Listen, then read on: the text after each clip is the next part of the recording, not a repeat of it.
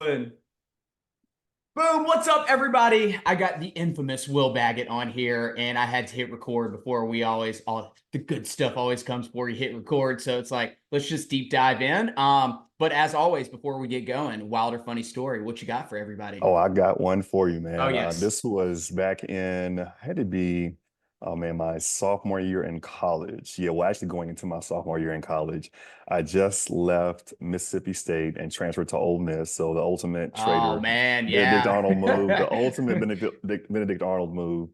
And I needed to get some cash, right? And so I took a job an hour away from my hometown, working overnight at Walmart, stocking shelves. So Yeah. my assigned aisle was aisle four with the ketchup, the Lipton tea, the pickles, salad dressing. That was my aisle, right? I took a lot of pride in my aisle, because you can't tell. And one night I was actually leaving and I had an hour drive back home, right? And I got off around 7 a.m. And, I was on the highway headed home, a little tired. And, the male ego kicked in. Yeah, I Yeah. was driving a 2000 SS Camaro then with an LS1 Corvette engine in it at the time. And this Mustang GT decided it was going to pull up beside me and try to race me. And I didn't take too kindly to that. I was already sleep deprived. And so I just mashed it and I smoked him. Well, come to find out, that was a state trooper right down the Oh, road that stopped me. And when he pulled me over, I'm just like, oh my God, I'm going to jail. He clocked me at 109 in a 70, right and on. he caught me slowing down. Yeah. Yeah. He came up Yeah. to the car and he said, boy, what is your hurry? I said, man, I'm trying to get home for breakfast, right? Just got off work. And long story short, I mean, of course, he wrote me a ticket, right? And I still have that ticket to this day. And luckily I had a friend of mine, or a friend slash cousin, that was, on the highway, department, the state trooper department, Yeah. and he was able to get the ticket thrown out. That's So hilarious. I love it. yeah, I love it. yeah, Yeah, this is man. one of those too. It's like you don't even have an excuse. It's pull up. It's like, Yeah, I'm just like, yeah, bro, just give me, just give me a yeah. ticket. Yeah, I'm just like, but it's like, bro, because he didn't even, the Mustang just went on past, because I put so Yeah, much that's distance between true. us. Yeah. I put so much distance between us that, I mean, by the time he got to me, I was already pulled over. You know what I mean? So I yeah, love it. I love such it. is life. Such is life. Right, all right. Well, cool, man. I guess like the first place I kind of want to start is I'm just really intrigued, I think, like how people come up with ideas and like use imagination. And obviously, you just had a book come out and like a major in like following you and just stalking you on social media, right? Like your theme of like coloring outside the lines is, I guess, like help me personally, just selfishly kind of curious of like how did that come about and how has that evolved and developed and where did it start? I'd love to get a little bit backstory on that.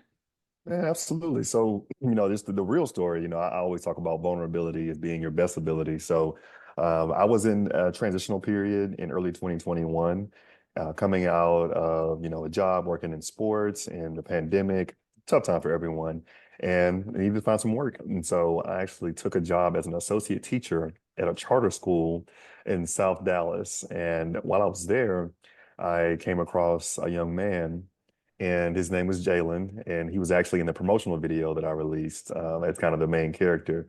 And he taught me a lot, man, things that I'll never forget. And Yeah. one theme in particular was, he was in, kindergarten, first grade, and one thing he would always do is whenever he got a sheet of paper and was time to do the coloring, he just, without fail, never stayed inside the lines. Like there was no chance. And week after week, day after day, the teacher would be like, "Hey, Jalen, like, can we please try to stay inside the lines? Like, these things, they were actually happening." And I was there observing an associate teacher, Yeah. and I just kind of watched and observed him, and he just was relentless in his approach to stay outside the lines. And he was kind of quick-witted, kind of like me. That's why I kind of took a liking to him. Yeah. And so one day, he gotten fed up with it. It's been 2 or 3 weeks, and the teacher said to him, "Jalen, I thought I told you stay inside the lines, right? This has been weeks of this going on." And Jalen said that, in plain as day, at 7 years old, he said, "It's not that I can't stay inside the lines. It's just that this paper is too small for me to express myself." Mm. And I said, Mm. wow, wow. That makes a lot of sense, right? Right. And then I started looking at my own life, and it was partially professional, it was partially personal. When I look back in the last year and a half or a year or so, or even prior to that, I had a lot of competing narratives and themes. I had, my LLC, Emerging Executives. I had Bag Talk. I had Will Baggett. I had the Blueprint. I had Executive Image. I had like five, six different things going on. Right. And so if you didn't know who I was like personally and you didn't know me from the sports industry, you really didn't have a clue what I did. Right. And so I had to take a 30,000-foot view and say, okay, if my brain was represented by a book in a bookstore and it was on a shelf with 10, 15 other speakers, would someone pick my book up? And the answer was probably no, to be Right. honest with you. Yeah. And so I thought about that, the experience with as a teacher with Jalen. And then I started researching the importance and just the theme of coloring outside the lines and found out there was a quote by Albert Einstein that in which he said that if you want to make your life a masterpiece, you need to learn to color outside the lines. Albert Yeah. Einstein said that. Yeah. And then I look at how I live. I'm a risk taker, right? Yeah. In my family, I'm seventh generation entrepreneur. In the home I'm sitting in right now, I have about 19 pieces of original crazy art. It's just a mosaic of just art everywhere. Whenever I go to a new city, when I travel to go speak, I get a sticker and put it on my suitcase. I got like 40 stickers from 40 Yeah. different cities and states. And my whole theme is about organized chaos, going against the Yeah. grain, being bold in your pursuit of excellence. And, anybody that's done anything great has color outside the lines in some way or Right. form. They may have used different terminology or verbiage or a different approach. But I believe in today's day and age, we have more opportunity than ever. And last thing I'll say to that, I think because of the proliferation of social media, you're seeing a lot of carbon copies. Like if you Yeah. go to the movie theater, how many remakes are you seeing year after Yeah. year, month after month, right? When's the last time you seen like a really brand new classic movie? Like I'm talking about just fresh new classic movie. And there's not as many as were coming out. And I don't think we'll look up in 20 years from now and be thinking about the classics of the 2020s as much as we talk about the classics of the 90s and the Yeah. 2000s. And I think it's because people had more time to sit and think, right? And to be in their own space in their own head and not be influenced by other people's, their content, their conversations, just being able to just be and to think. And there's actual research on that shows that your best ideas come when you're completely at rest, right? And not engaged with anything but your own thoughts. And that's when your best ideas come. But I think nowadays we get to a point where we get bored, pick up our phones. We get excited, we pick up our phones. And we're losing the ability to just be. And there was a quote, I think it's Basquiat, I think he said that most of humanity's problems come from a person's inability to sit in a room by himself for 30 minutes, right? So that's kind of where everything I think kind of sparked from and was kind of spawned from rather, and kind of where it's going. But I want to inspire the world of color again. Yeah, yeah, okay. All right. We got like 18 different roads to go down, like so many. I will say I'll touch on is it's fascinating that it's um like with the teams that like I work with, I always tell them I'm like if if the prerequisite to win a national title was all you had to do was like 20 minutes of cardio every single day, like you would do that. Like as miserable as it would be, like that would be so easy for you because the physical side of things. I literally verbatim, I go, the hardest thing I can make you do is sit in a dark room by yourself with nothing to do for 30 minutes to an hour. I was like, it will drive you insane. And it is, I think that I tie that into kind of like imagination and like how we've lost the ability to create and imagine things. And then for me, it's like identity's my jam, right? And so it's tying it back to identity. It's like you have this ability to create whoever you want. You play the video game and create the character. You do it every single day digitally, but yet we never take time to look in the mirror and like, take your shirt off and be like, is that acceptable? Right. Like, I mean, like from our physical to like, okay, like what's my daily routine? And like, is that acceptable for me? And it doesn't mean that you have like a bad life per se, but like to me, the one of the primary reasons to live is to grow, right? It's this constant evolution. And so I think that it's just fascinating how much people have lacked the ability to continue to when it's like it's free. Yeah, yeah. Well, I mean, that's the issue. I mean, that's kind of the problem. It's kind of like when something is free, the value proposition, right, can sometimes be lower just Right. inadvertently. and people just, they don't have any skin in the game. And so it's kind of like take it for granted, very, very easily. So I could definitely see what you mean, by that. And yeah, I mean, just even, I mean, I think they did an experiment. So I'm like a social psychology geek.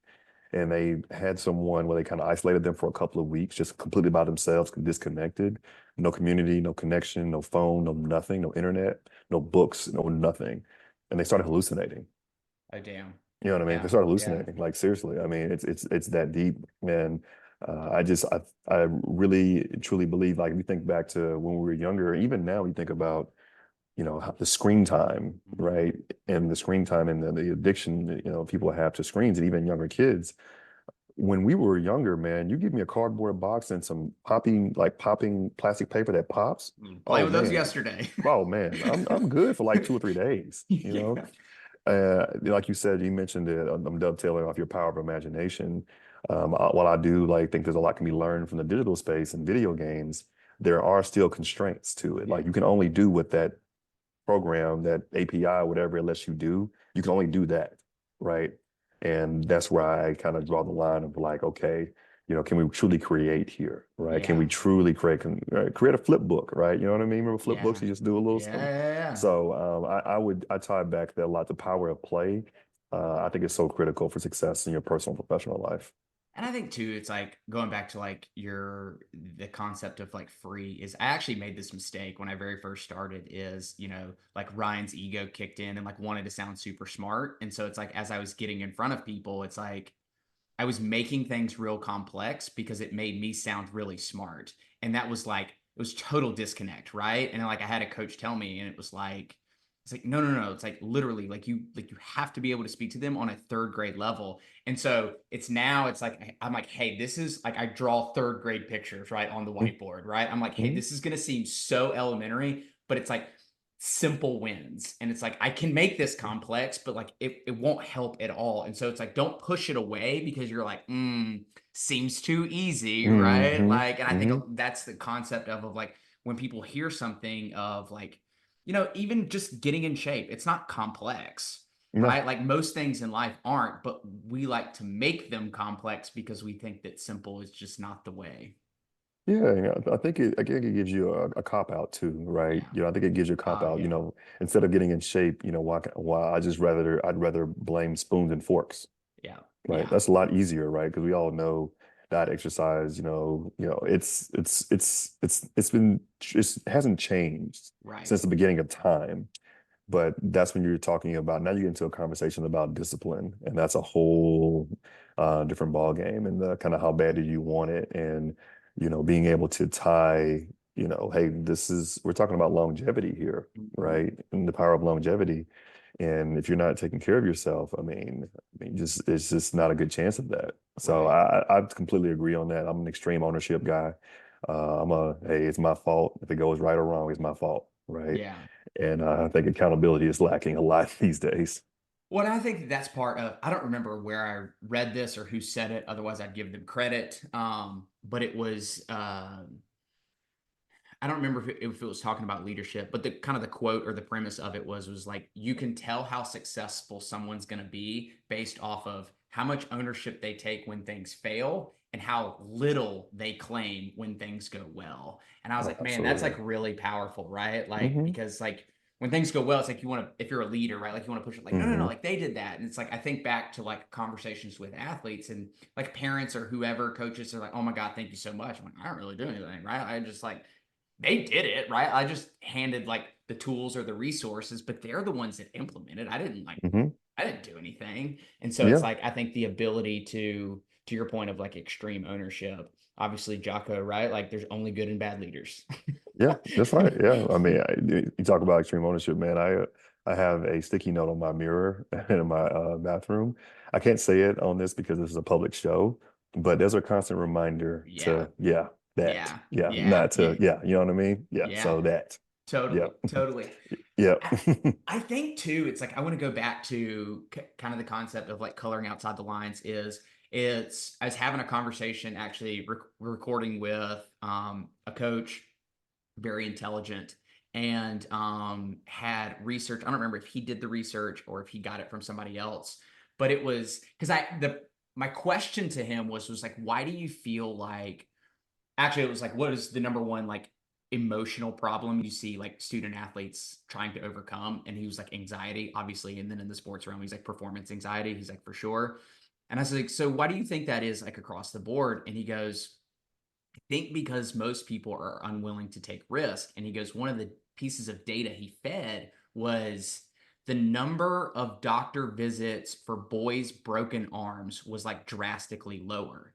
And he was like, wow, that might be Mm, a good thing, but he's like, the idea here is like, mm. we're not climbing the trees, we're not Trees, like right, roughhousing and playing football in right. the backyard of like, just these Hmm. accidental things that happen. He's like, we're digitized, we sit Yeah. inside. And he's like, I really think that when it comes to performance and things like that, they're unwilling to take the risk because early on in childhood, they're not doing all the things that like put them and expose them out there. Yeah, absolutely. I mean, you make a great point, man. I don't have children yet, but if and when I do have them, I'm going to send them outside, without any access to technology, make sure they're safe, of course. But basically, they're not going to be able to come into the house unless they draw blood. Yeah. Like I would go scrape your knee, go do something, right? Don't come in because and I say that jokingly, right? But there's a quote, I don't know if Dabo Sweeney coined it, but I know he said it at least once. He said they don't put championship rings on smooth hands, right? Yeah. And you got to take some risk, and that's the piece that and because when you think about from a psychological and a developmental perspective, there are these critical developmental periods, Yeah. from 3 to 6, 6 to 9, 9 to 12. And if you're not being exposed, right, if you don't have these kinds of opportunities to grow and develop in certain ways, it's going to be hard, not impossible, to reverse them as an adult. And the other quote goes, I don't know who said it myself, but they talk about it's much easier to raise strong children than to repair a broken man, right? Yeah. And so, yeah, totally agree with you. Totally agree. Yeah. Yeah. Yeah. Yeah. I think going, you you kept using the phrase like to be, and I think that that's like super super super powerful. Again, pulling it back to like identity for me is, um how is that related in, how do you pull that into like what you're doing in terms of like speaking, and Hmm. whether that be, I guess honestly you can enlighten me a little bit too. It's like of like what niche is kind of like you really focus that piece on, because for me is if I could sum everything up into like a phrase, right? I always tell everybody, you don't get what you want, you get who you are. So you can make your long list of goals, and it's like, just because you wrote them down doesn't mean they're going to happen. Like you have to become that person, you have to be Hmm. that person. I had a coach tell me, because I was struggling to, I don't even remember what I was struggling to like figure out. And he Hmm. goes, Ryan, you're asking the wrong question, because the question I was asking him, I was like, tell me what to do, tell me what to do, tell me what to do. And he goes, Ryan, he goes, fill in the blank. And he goes, you're a human. And I go, being. And he goes, exactly. He goes, you're not a human doing. So he goes, no matter what, if I Hmm. tell you what to do, you're still not going to do it because you're not that person yet. You have to become the person. He goes, you be, you think, you do. He goes, once you become, you start to think differently. And that person, as they think, will start to do the things. So it's like, he's like, I can tell you what to do, but I can already tell you that, like, Yeah. you're Wow. probably not going to be able to do it. And so that's like super, super powerful for me to always think about. It's like, Absolutely. okay, like how would that person, like if Elon had all his knowledge, right, and he was in my shoes, he would still succeed, right? Because he Hmm. is that Brilliant person, person, right? right? And so it's like always thinking back to like, okay, how would that person think? What would they do? How would they hold this conversation? Would I reach out to you to like get on here and have a conversation, or is it too risky? It's just little things like that. Yeah.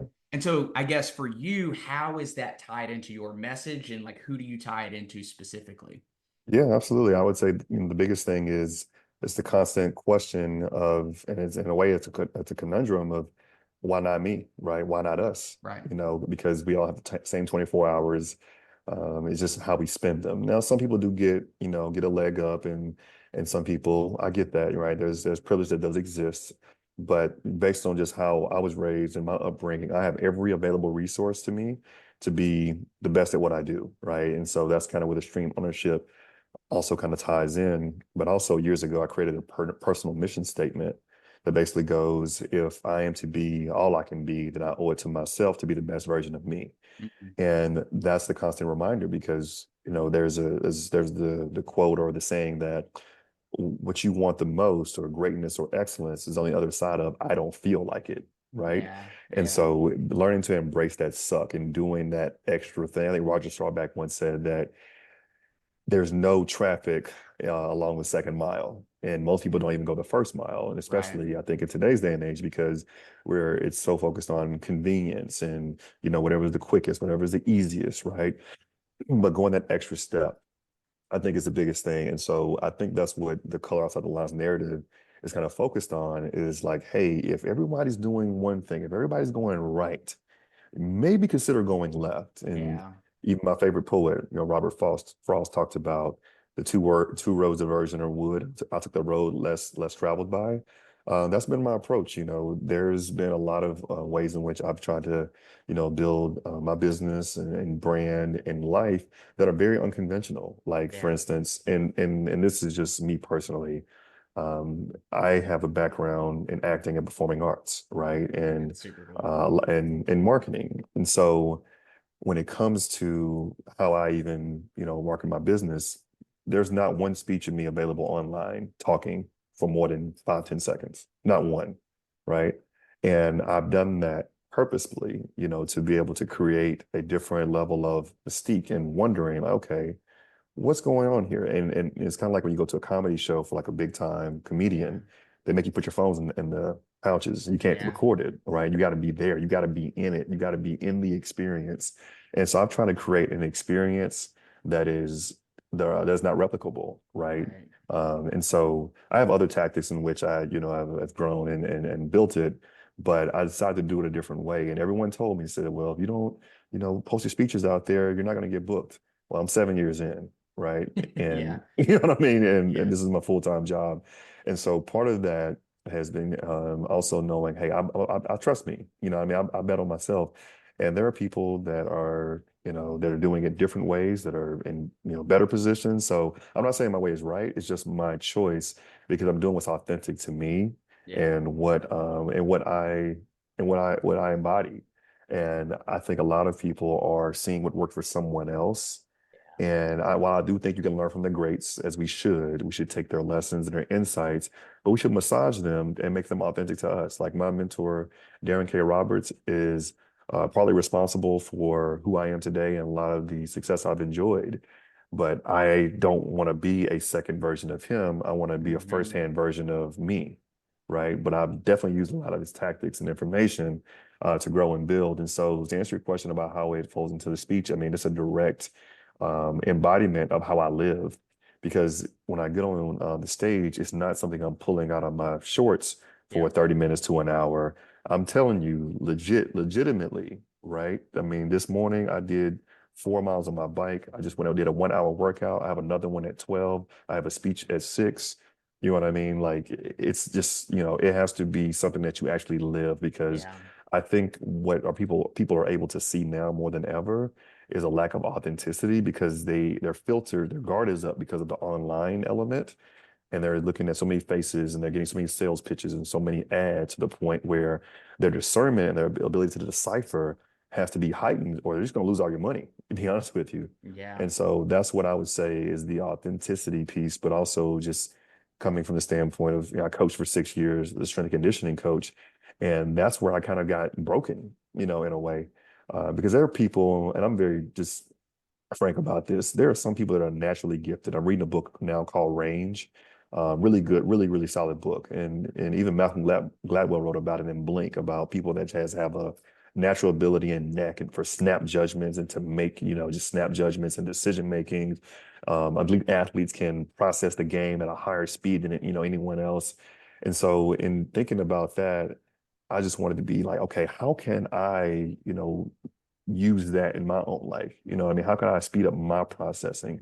That's going to come through repetitions. That's going to come through reading. That's going to come through practicing. And so I practice, and the way I live is harder than most people actually perform, right? Yeah. And that's just where it comes from, because in some cases you can be naturally talented. And let's say, Ryan, you're great, you're a great host, you're great at speaking, right? Just you coming off the dome with no notes, you probably could host this show better than 80% of the population. right? You probably just off the dome. Yeah. But there's that other gap, there's that 20% to say, hey, if I just take the time to prepare, make show notes, do all these different pieces, right? Double check in, I'll check all my stuff, whatever, then you get to that elite status, that level of undeniability. Right. But that's the hardest part though, because you Right. know that with nothing else at hand, you could be better than 80% of the population. You could be on that, that tail end of the bell curve, right? So it takes a special person to have just a natural talent, but still maximize it in the face of people, and circumstances being average and not calling for elite performance. And I think coaching and being in that environment is what broke me from saying, okay, yeah, I know I can probably do this just naturally, Right. but why am I not giving 100% at all times? Yeah. And once I broke that, that's when everything changed. Yeah. It's fascinating you say that is I'm at a like just vulnerable moment is like at this like point to where um like I want to build a community of like all the things that I talk about. I don't know if you're familiar with like the platform like school, right? Like have a Yes, community. cool. Yeah, Homo yeah, Z. Yep. yeah, Yep. yeah, Yep. yeah. Yep. And so like being able to put the information and things like out there, and then obviously kind of like my niches is within coaches, and so it's just invite them in and show them. And there's this spin like you said, it's like I can stand in front of a team and have no problem, like literally off the top of my head hit record, and it's like an oh shit moment kind of type thing, right? Like, and I'm like, Mhm. oh, because it's like I can't see their face when they're watching it. I don't know what they're thinking. I don't have the interaction with that because I feel like I do have a knack for like reading body language and then knowing when people are in tune, when it's like, all right, dude, it's time to go, bye, right, kind of Yep. type Yep. thing. Absolutely. And Yep. so it's like I like literally am at this point right now. I'm like, I've just got to make Hmm. the decision, right? Like to Hmm. go to Hmm. Hermosi again. I think it's actually Myron Golden, but to cut off, right? Like make the decision, go do it. Who cares about the outcome? Because like that in and of itself, like nobody else is doing that, right? Like at least in the space. And so it is that separator that yeah, I've got the podcast. It's probably the 80%, right? But what's the next level to that? It's that next level. Yeah. I think it's Pareto's principle about, 80% comes from 20%, right? In the whole flip flop or whatever. Yeah. And that's just, I mean, I've seen that time and time again. Just, if you look at, how much of the US's wealth is owned by a small percentage, right? Yep. You know what I mean? Of the population. Yeah, that's the biggest thing. And it's tough. It's not easy, especially when there's no pressure on it. So I think the biggest thing is having the three I's, what I call them, introspection, iterations, and influence. And the first thing is, and Darren says this all the time, who did you want to be before the experts got involved? That's number one. So doing some introspection. We talked about it, earlier about sitting in that room for Yeah. 30 minutes. Who do you really want to be? Like, what do you want to create? Who are you really like? What do you really care about? And not what social media or the world society tells you what you think you care about. What do you Yeah. actually care about? And be able to stand on that and wholeheartedly believing in that thing. Second thing is iterations. And some people, I probably talk to at least one or two people a week that are dealing with imposter syndrome and not thinking, oh well, if I do, or thinking that, oh, if I do this, people are going to think that. And you know what I mean, they don't know that you can bring different iterations of yourself. You're allowed to be good at more than one thing. I Yeah. watched a TED talk called it's like becoming a multi-potentialite, right? And it just spoke to the importance of being able to just expand and bring different versions of yourself. Like actively right now, I have 6 different spaces that I'm showing up in different ways. And that's kind of like that goes with who I am, and that's what I care about. Because when I get a release from speaking, or I get a release from this other thing I have going on, other business I have going on, what I'm doing is it's kind of like cross-pollination. Yeah. Going, you think about in sports, some people over specialize in one sport, but they talk about, hey, going and Yeah. playing That's different good. sports and Yeah. getting the just activating just different parts of your brain, neuroplasticity. You talk about the micro and macro when it comes to the motor skills and things like that. I mean, there's just a whole plethora of research on that. And so that's what I try to do. I try to have different things I look at and things I'm involved in because I use my experience as an actor to help me on stage, right? And Yeah. so I try to kind of create that flywheel. So the introspection is one, iterations are two, and then the third thing is influence. Once you know who you know all you are and all you can be. Now you understand who and what and how you can have a positive impact and positive influence. And I think that's the biggest thing. But you have to do that work first. People want to go Yeah. influence first, Yeah. Yeah. right? Without know who they are and what they can actually bring and what they actually can do at a really high level. And that's where the scales get imbalanced, I think, because you haven't done the pre-work, to be honest with you. So that's what I've kind of learned and I've tried and sought to do is make sure I'm doing the actual, work, putting the time in. Like even now, I still coach on Fridays. I'm at TCU every Friday coaching, and I'm the low man on the totem pole. And it's like you get on my LinkedIn, oh, it's this, is that, and this and that. There, it's like, hey, move these boxes, Yeah. Yeah. right? You know what I mean? They move these sleds over here, and like they don't because they don't care. You know what I mean? They don't. They know this is the job at hand, and this is the expectation. And so for you to coexist in this environment, this is what we need, right? And so now I'm able to take that experience, working with these guys here and be able to go into a room full of, Division one or two or three athletes and be able to knock out of the park because I understand what they're dealing with, the collective Mhm. consciousness. I understand, their workout schedules, and I can speak to that and speak their language, right? It's especially important for me because I'm a high school has-been and not a D1 athlete, former D1 Yeah. athlete.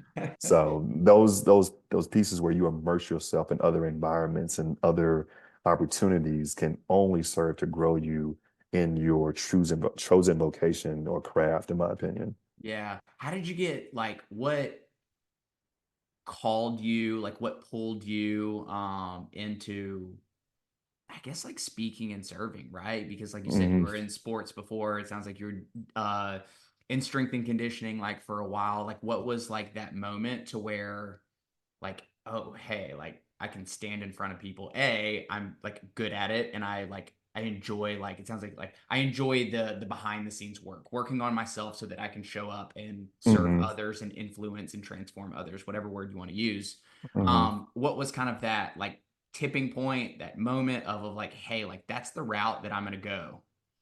Yeah, I would say the gift and the curse that I have is I'm an ultimate competitor. Like ultimate. Like for me, my personality by nature is very laid back and a little bit nonchalant.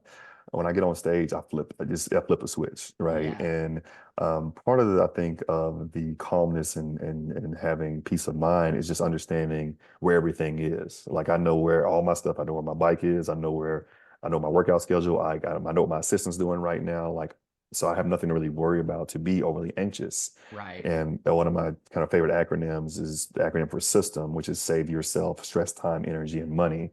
And so I think by making sure that I'm doing the pre-work and doing the things beforehand, that allows me to be fully present in this conversation and every space I'm showing up in. I didn't do a good job of this pre-2020, to be totally honest with you.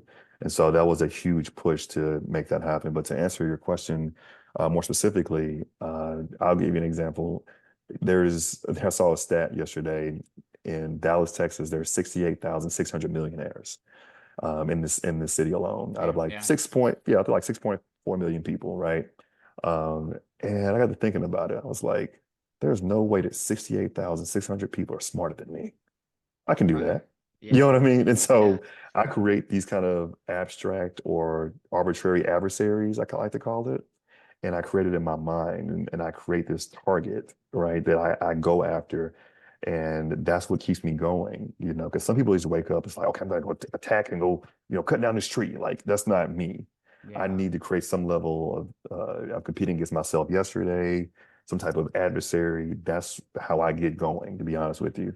And so when it came to actually speaking, I think part of it comes from part of my history. My grandfather was a pastor, and so was my older brother. He was a minister for a number of years as well. And just seeing that, even as like 4, 5, 6 year old, like I'm in church playing with my little sketchbook and whatever. But I'm Yeah. seeing the visual, right? And I'm seeing that, and it's locking somewhere in my brain, somewhere, somewhere it's locking in because oftentimes, if you can't see it, you can't be it. And so having Right. that exposure is just like, okay, it's possible my grandfather did it. And I think what you're exposed to is a performance enhancing drug in and of itself. And I don't say Mhm. drug in a bad way, but it's a performance enhancing opportunity and what your exposure. Because a lot of people have capacity, but no exposure, to it to even know that this thing exists. Right. And that persists a lot in my community, to be honest with you. And so I think having that exposure is one thing that kind of planted the seed. But then the next piece of it was walking into rooms and seeing people delivering information. And I'm thinking, man, I could do that, right? And then understanding like, hey, this is how they started. This is, how they built it. And then also being able to look at things and say, you know what? I respect what they're doing. I know it's not easy, but I can do it better. Right. And that was kind of my approach. And so there's some other like things I did in terms of tactically, and I'll kind of briefly cover that. But I was driving Uber. I was an Uber driver in Atlanta for 3 years. And I think sometimes you get to a point where you just know like, hey, there's something more out there. And I was working Yeah. full time at IMG, making $39,000 a year, driving Uber, trying to make ends meet. I had a roommate, just doing all the things, first real job out of internship. And I pulled over after my last Uber ride. It was in late 2016. And I called up one of my friends from church. He's a minister, but he also did graphic design and video editing.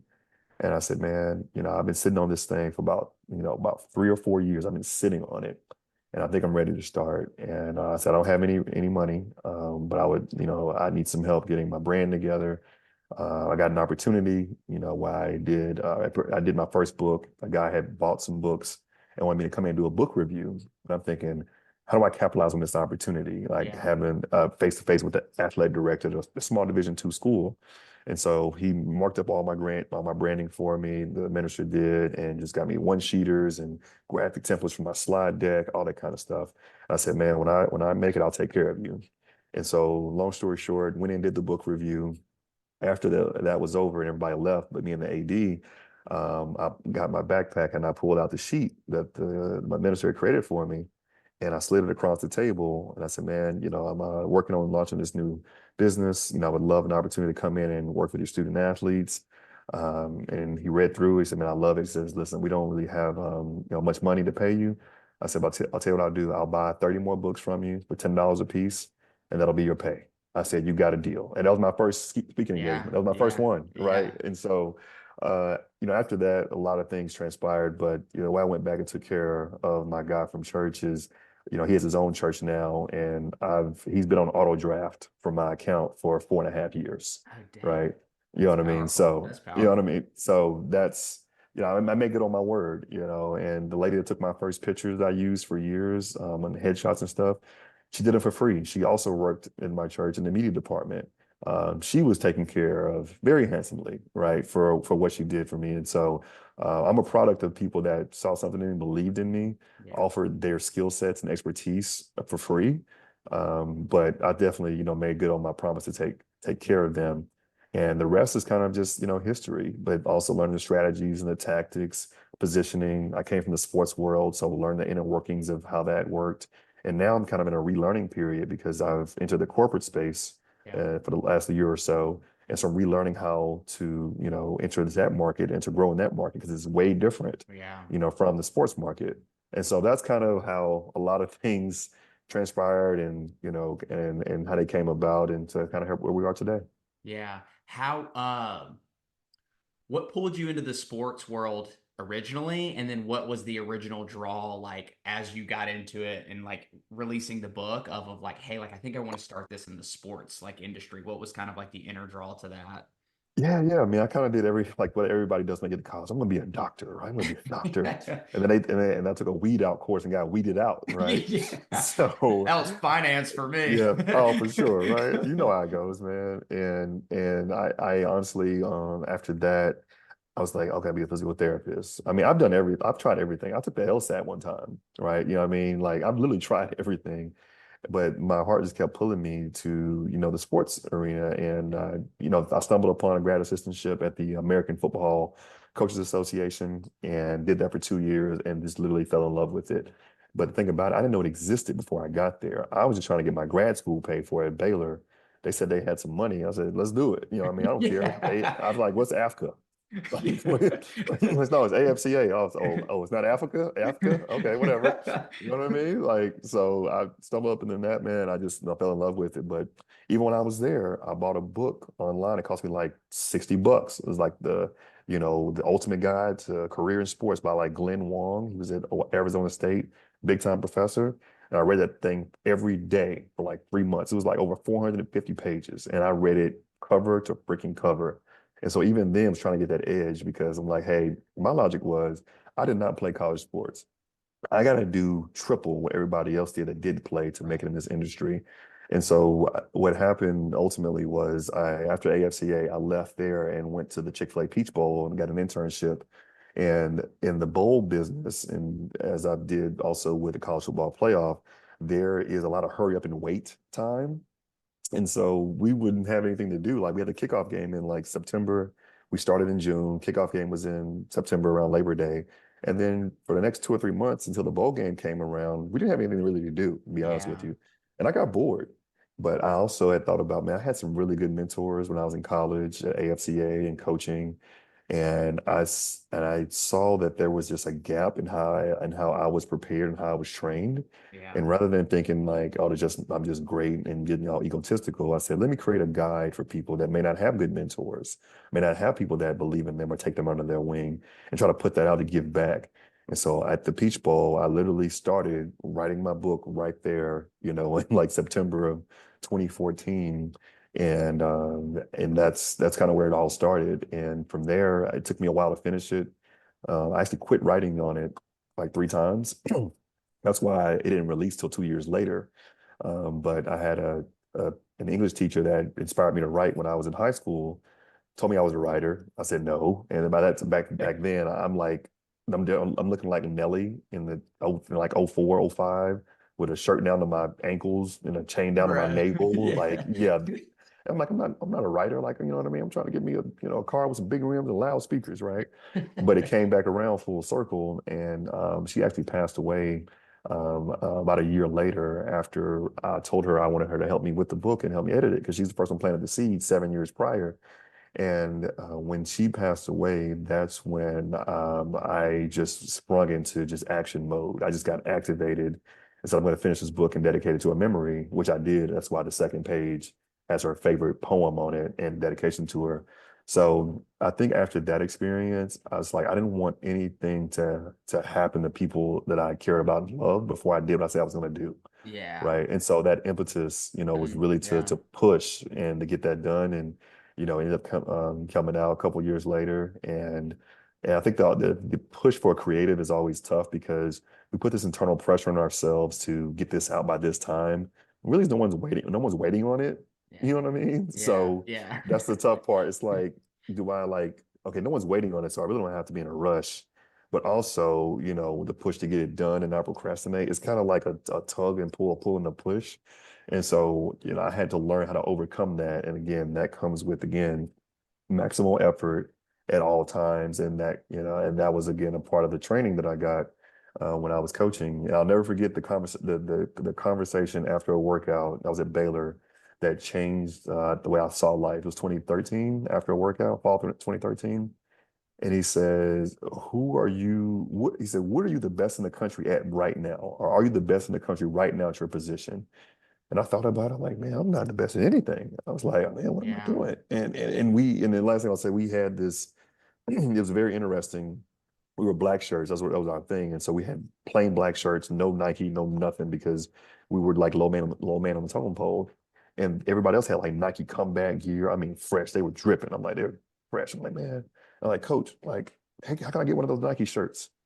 And he's like, what do you do better than anybody else in the nation right now? I was like, I'm just doing my job. He said, that's the problem. You're doing your job.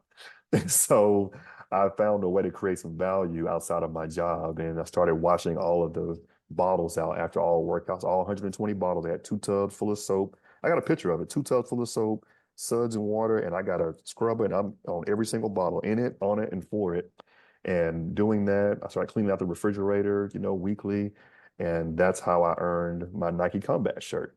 And that was one of the first times I actually had to swallow my ego and really like put in some real work to achieve something because Yeah. everything else prior to it just come natural. And that's what I think sparked it, everything. Yeah, yeah, yeah, yeah. At what point, like, did you? Trying to think how to ask it. Did you always want to be more in like the college world, or like did you have Yes, the desire thousand to percent. be in like the professional? Because have you dabbled a little bit in the professional world too, like Yeah, professional sports? yeah, I dabbled as a speaker, like some of them clients of the Detroit Lions, Miami Dolphins, Arizona Cardinals. As an actual employee, I have not. I mean, I did the Super Bowl back in 2022 as like a third party deal. But I did want to be in the pros at one time, but it was all ego. Yeah, And once I asked myself why I want to be in the pros, I didn't have a good answer, yeah, right? And then I thought about and then also the developmental piece of the college game because back then they weren't getting paid. And so it was like I had to show up every single day, right? And be on my P's and Q's if I want to have a chance at making, any significant money. Obviously that's changed now. They still have to, show up and to earn it and all that kind of stuff. But it was a different game back then when yeah, you had complete uncertainty, yeah, right? Yeah, complete uncertainty. And so that developmental period and bringing a guy in from freshman year, again, pre-transfer portal, right? And seeing yeah, most of them go from, freshman year to junior or senior year and seeing how they developed, and how they matured. Oh man, I loved it. I absolutely fell yeah, in love with it, being a part of it. And some of my players actually live here in Dallas and I'll see them out at different restaurants and bars and stuff. And they see me and they still call me coach, yeah. right? And there's not many greater titles I currently own than that one. Yeah.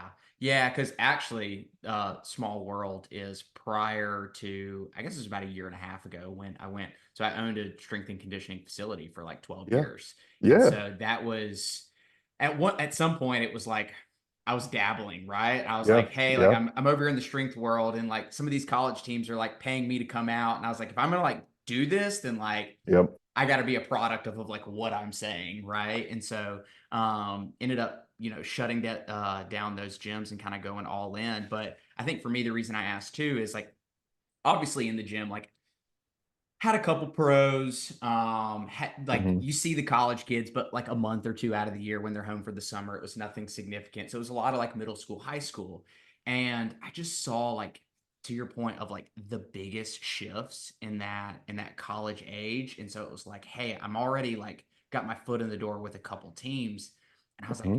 thinking back to my own story that 18 to 22 is like so pivotal. You're on your own, you're finally making decisions for yourself. It's like I've Yep. had a mentor kind of to your point of like how do I give back to what I was given in terms of like mentorship. I call it like having like a tour guide, right? Like if you Hmm. travel somewhere, it's like you want to go ask somebody that's been there, Yep. right? Like you want Yep. like what's That's the right. best local That's right. place? Don't just Google, Yep. right? Like they're gonna give Yep. you like the Yep.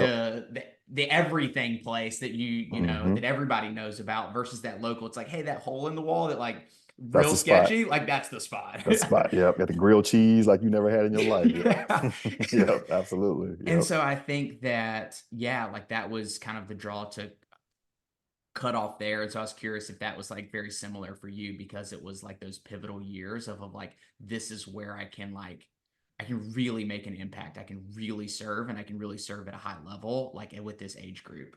No question. No question. 100% agree. No question. I'll ask you too, is this is kind of like one of my go-to questions. Obviously I ask coaches, and so I feel like sometimes I get a little bit of like generic responses, or maybe they just like haven't put a whole lot of thought into it. But you're in a unique situation, kind of being on the other side of it. What do you see as like the biggest emotional hurdle that most Mhm. student athletes are like facing head on today? Yeah, I would say the biggest thing you mentioned earlier, that I guess from an emotional standpoint, they're dealing with a lot of anxiety. Yeah, From what I'm seeing, it's the comparison, and it's starting early. It's starting even prior to sport, yeah, right? And so I think now, if you look at the economy itself, and just from 5 years ago in 2019, what it cost to even just be able to afford a house, yeah, right? yeah, And where things are going, and they're looking on their social media and seeing their friends out in Turks and Caicos, and they're here, sacking groceries. You know what I mean? That's tough because back then, or even I'm sorry, back in the years when we were growing up, years and years ago, you didn't really have access to know what everybody else was doing, right. right? You know what I mean? You may see something, they got a new car or something, but you didn't really see it as much because they'll take some pictures, get them developed, and they stay in the house pretty much. Right. Now it's like everything's just on Front Street. And so I think the comparison piece has been an absolute challenge. And also, as you know, the mental health epidemic Yeah. is, oh my God. I mean, I'll give you an example. This is a true story. So in 2019, I've been doing this program for the last 5, 6 years. I speak at the Careers in Sports Forum every single June at the NCAA in Indianapolis at the headquarters. In 2019, every day bringing in about 250 kids, 250 kids that one are interested in sports, junior, senior, pretty much around that age range. And in 2019, everyone back then, all of the student athletes that would attend, they wanted to be like ADs and coaches. I would say that was 85% of the room. Yeah. I went back just this past June, just over a month ago, and 75% of the student athletes there wanted to work in mental health and clinical psychology for athletes. That's Over fascinating. 75%. I mean, completely flipped. I was like, wow, I talked to a bunch of them over the course of 2 or 3 days. And I would say every other student athlete I talked to, they all wanted to work in clinical psychology, mental health, mental well-being. It was all the same across the board. I think too is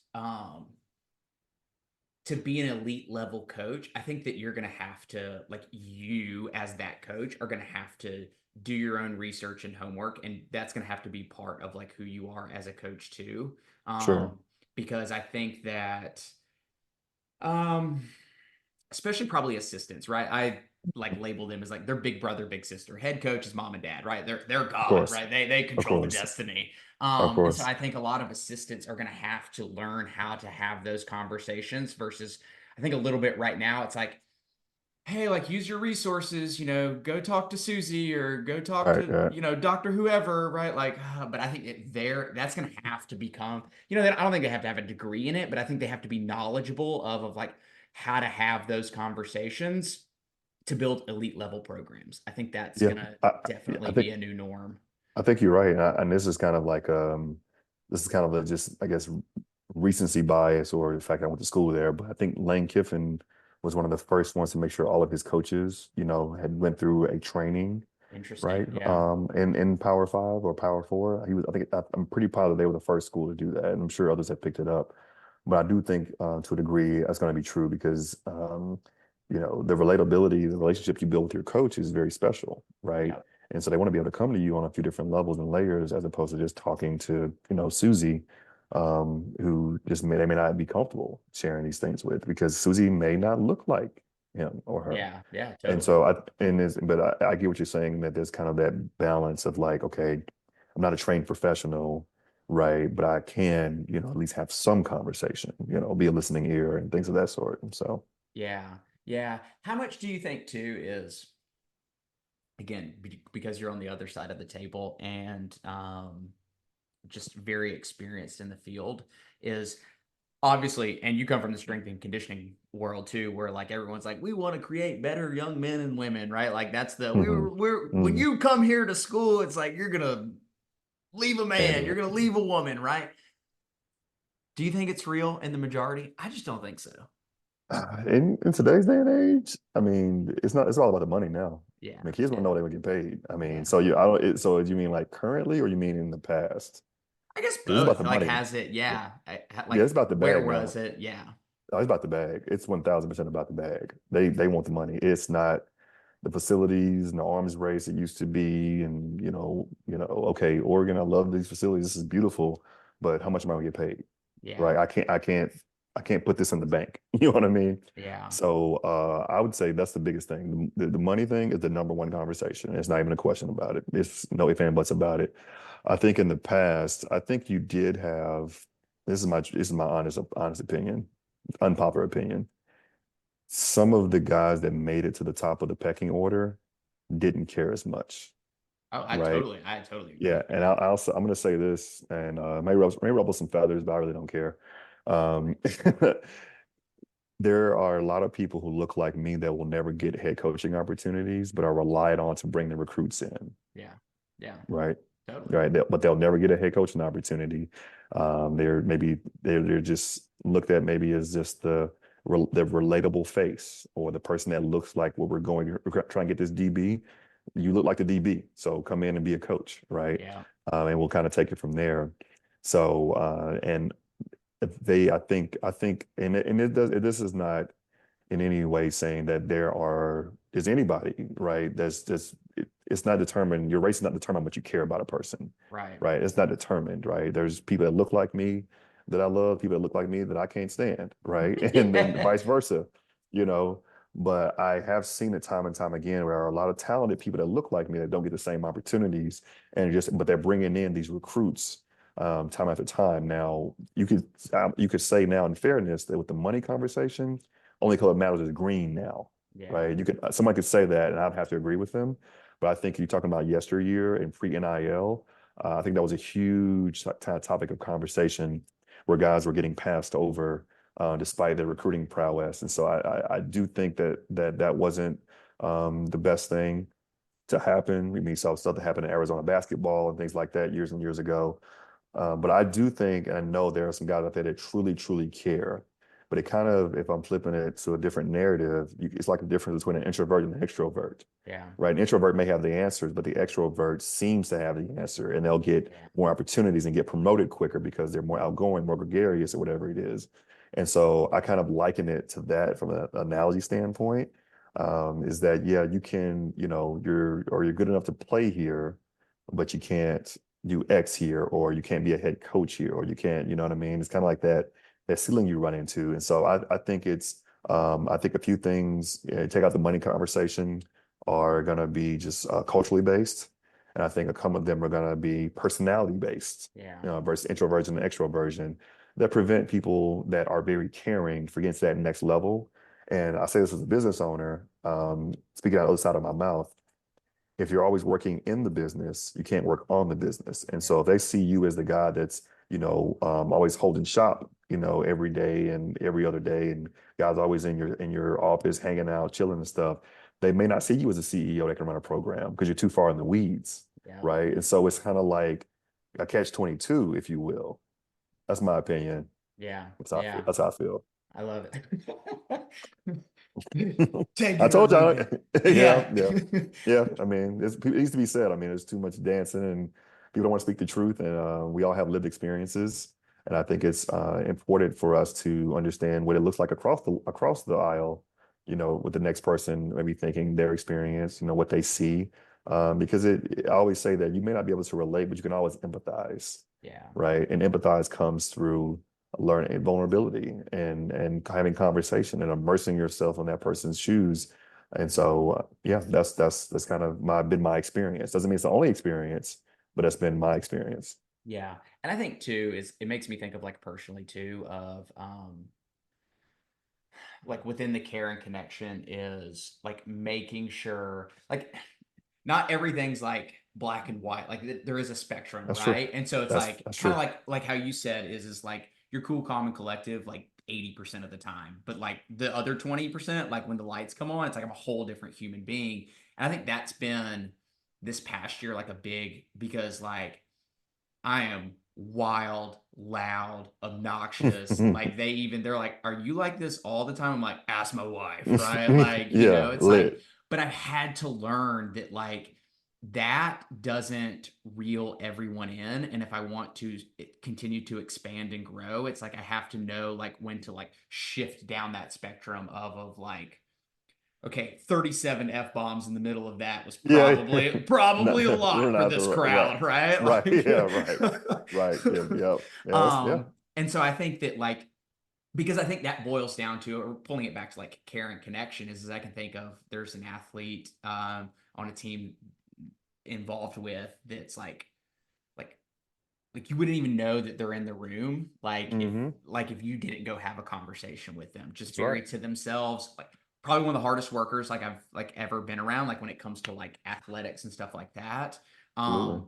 But I've had to learn that like inside conversations, it's like I have to come down to like your personality. Like I have to, otherwise I won't reach that person, right? If I'm like "Rah," all the time, they're gonna be Yeah. like, all right, bro, like thanks, but no thanks. Yeah, no, I mean, if I see it, like, if I feel it, like, and I see it's authentic, I mean, I can turn it on pretty quick.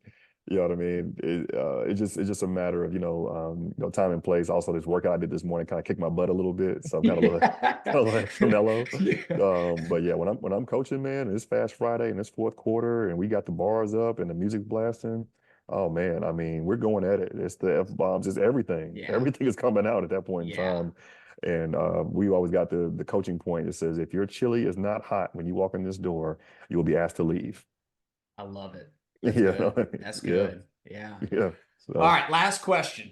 yeah, lay it on me, man. All right. So if you were in a stadium with Hmm. 100,000 people and you could only leave them with one message, what would your message be?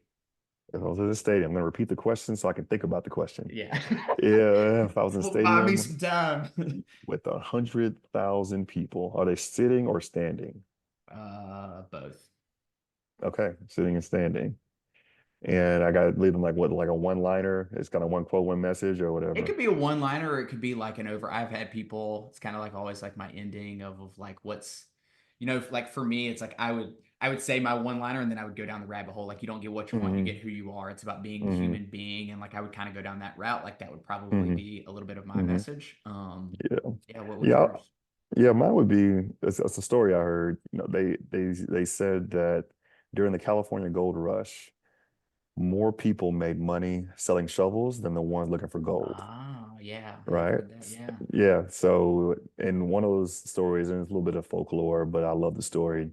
There was a guy who was digging for gold and he went down about a foot and he actually hit some gold. He struck some gold, right? And so after doing that, he's like, man, I'm about to make it big. So he went and bought a bunch of equipment, thousands of dollars worth of equipment to find, the actual gold vein. And so he, went down a foot or two and he began to go across horizontally, right, or laterally to try and find, the rest of the gold. And weeks of searching went by. He couldn't find it. And so he finally sold all of his equipment for pennies on the dollar to a guy. And the guy that bought it, he was asked by a friend, like, why would you buy that? He's been looking all over the place. Got holes all over all over the ground here. Hadn't found anything. Why would you buy that stuff? He said there's one thing he didn't know about how gold grows. Gold doesn't grow horizontally.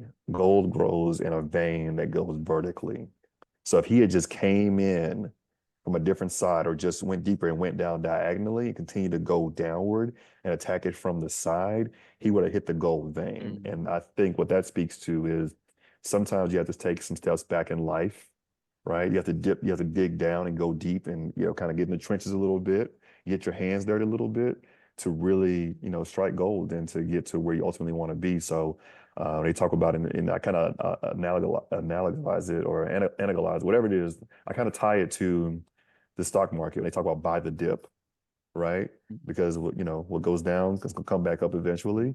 And so when you have dips and you have valleys in life, just know you're being set back to be set up, and that will yeah, be my message to the 100,000 people the 100,000 sitting and standing.